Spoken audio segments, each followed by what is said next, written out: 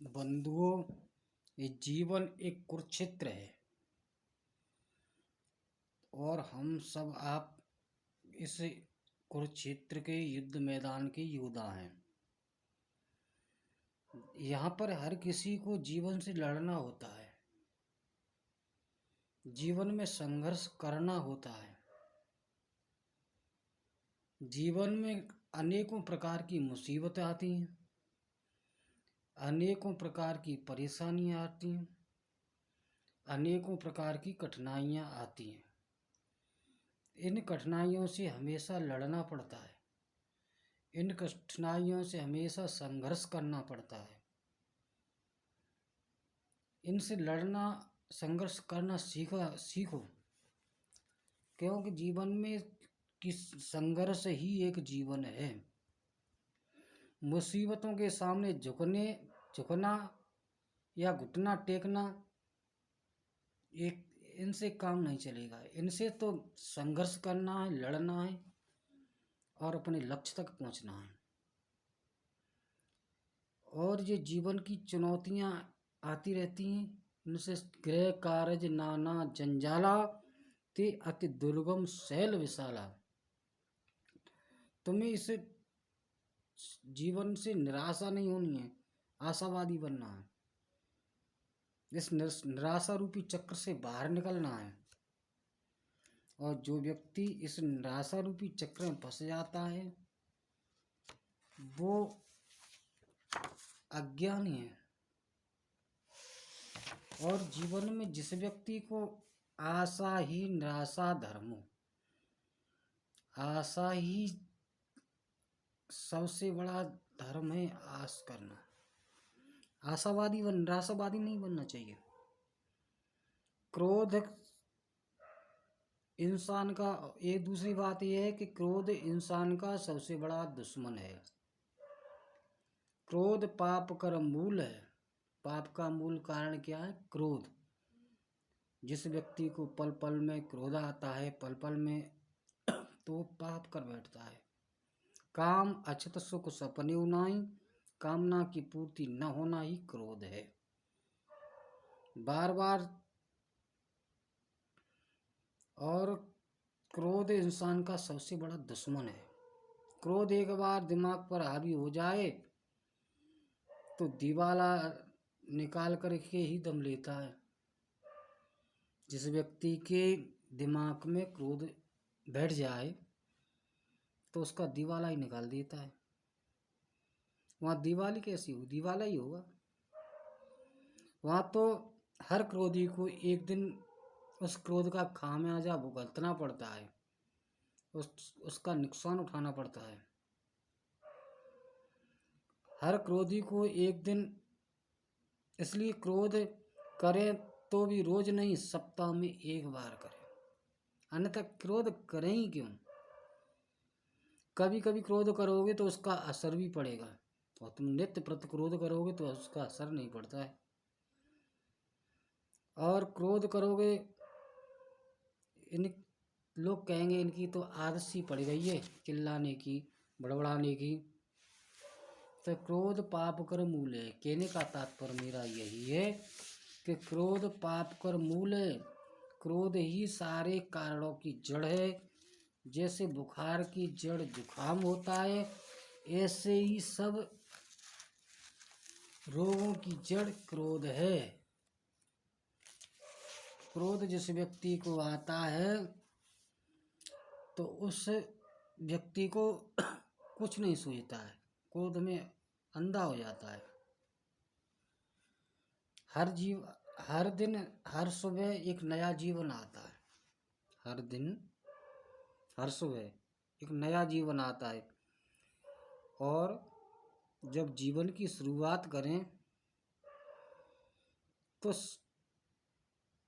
पुराने मन से नहीं करें, नए मन के साथ यदि पुराना जीवन की शुरुआत करोगे तो हो सकता है कि जो रात भर में तुम्हारा जो दुश्मन है रात, वो आपका मित्र बन जाए, जो मित्र है वो आपका दुश्मन बन जाए। इसलिए जब किसी से मिलो तो अजनबी की तरह मिलो। ये मेरा जाना हुआ नहीं है। कोई अपनी पूर्व धारणा लेकर मत मिलो, पहले की पुरानी बात लेकर के नहीं मिलो। यदि इस बात से मिलोगे तो जीवन आपका सुख में बीतेगा। एक बात और, हंसना, दुर्जन लोग और सज्जन दोनों हंसते हैं, दुष्ट और संत दोनों हंसते हैं। फर्क इतना होता है, सज्जन जब रहता है तब हंसता है और दुर्जन जब जाता है तब हंसता है। दुर्जन का साथ किसी को अच्छा नहीं लगता है। कोयला है हर हाल में बुरा है, जलता हुआ हो तो हाथ जला देता है, ठंडा हो तो काला कर देता है। दुख क्या है? बुरी संगत ही दुख है। इसलिए संगत कीजिए साधु की, हरे कोट अपराध। संतों का संग करोगे, महापुरुषों का संग करोगे, विद्वत लोगों का संग करोगे तो अपराध, कोट कोट अपराध आपकी समाप्त हो जाएंगे। हंसना चाहिए, हंसना भी एक औषधि है, एक कला है। वे ये बिना पैसे की दवा है और इससे कोई पर मतलब से समय पर हंसना चाहिए। अति का भला न बरसना, अति की भली न चूप, अति का भला न गर्जना, अति की भली न धूप। हंसना चाहिए। जो बिन पछताए होत का जब चिड़िया चुने खेत, बिना विचारे जो करे सो पाछे पछताए। जग में बिना विचारे जो करे सो पाछे पछताए। काम बिगाड़े आपनो जग में होत हसाय, चित्त में चैन न पावे। खान पान सन्मान रीत रज मन न भावे, कह गिरधर कबीराय विचार के चलियो भैया। विचार के चलना चाहिए। समय पे हंसोगे, समय पे तो अति मीठा लगेगा, अच्छा लगेगा। एक संत कहा करते थे, संत की बात है कि जो सज्जन है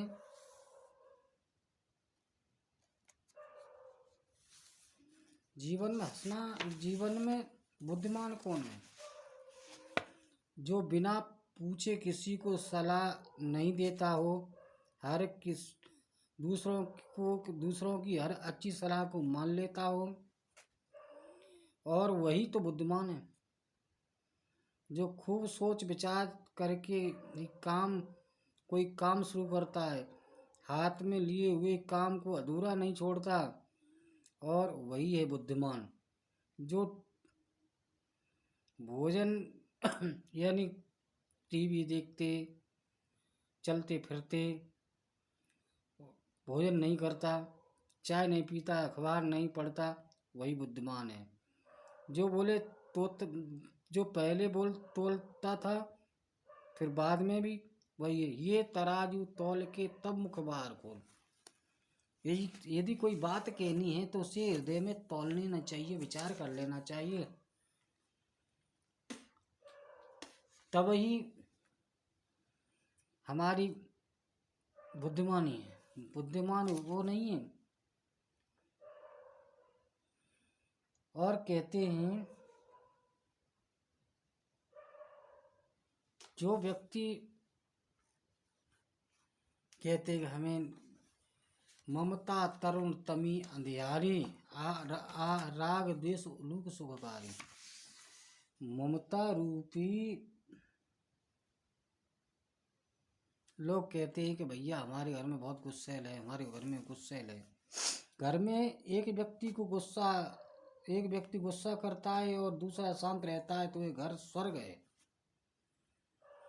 और जिस परिवार के लोग हमेशा प्रसन्न रहते हैं वहाँ तो स्वर्ग है ही। जिस परिवार के लोग हमेशा खिन्न रहते वहाँ नरक है। दूसरी गलती करे तो नज़रअंदाज कर दें, और दूसरे से गलती हो जाए तो उसे सहज ही स्वीकार कर ले, उसको स्वर्ग कहते हैं। यदि कोई गलती करे उसे नज़रअंदाज कर दे, छोड़ दो, हो गया सो हो गया। और अपन गलती कर दो, उसे स्वीकार कर ले,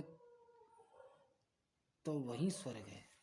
तात स्वर्ग अपबुरग सुख धरिय तुला एक अंग, तुलन ताय सकल मिल जो सुख लव सत्संग। संतों का संग जीवन का ढंग बदल देता है। एक संत से किसी व्यक्ति ने पूछा, ईश्वर तो ईश्वर है पर दिखाई क्यों नहीं देता है? संत ने कहा कि परमात्मा कोई वस्तु नहीं है, वो तो अनुभूति होती है, और अनुभूति का सिर्फ अनुभव होता है, दर्शन नहीं होता है। जिज्ञासु जवाब से संतुष्ट नहीं दिखा तो संत ने एक पत्थर उठाया, अपने पैर पर पटक लिया। जिज्ञासु ने कहा, किसी प्रश्न करने वाले ने कहा, क्या किया? इससे तो बहुत पीड़ा होगी। संत हंसने लगे, बोला, पीड़ा दिखाई नहीं देती, फिर भी यही तो ईश्वर है। कहने का तात्पर्य है दूसरे के दुख को दुख समझे, दूसरे की परिस्थिति को परिस्थिति समझे। वही इंसान है, वही मानव है, वही मानव धर्म का पहलू है। सुख चाहो तो सुख दो, अष्टादश प्राणेषु व्यासस्य द्विवचनम। 18 प्राणों में व्यास जी ने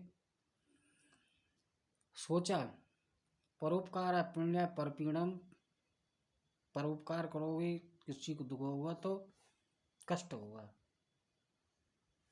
तो कहने का तात्पर्य मेरा यही है, यदि धर्म चाहते हो